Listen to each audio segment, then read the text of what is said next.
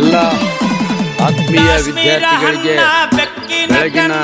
ಶುಭ ವಂದನೆಗಳನ್ನು ತಿಳಿಸ್ತಾ ಇವತ್ತು ದಿನಾಂಕ 23/12/2025 ಮಂಗಳವಾರ ನಮ್ಮ ತೋಜೆ ಪ್ರೌಢಶಾಲೆಯಲ್ಲಿ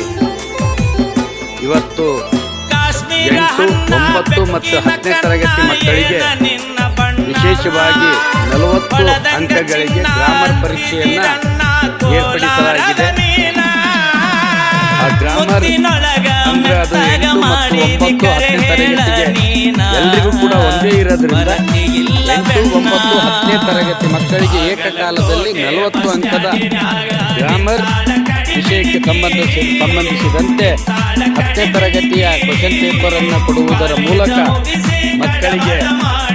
ಪ್ರಾಕ್ಟೀಸ್ ಅನ್ನ ಮಾಡಿಸಲಾಗ್ತಾ ಇದೆ.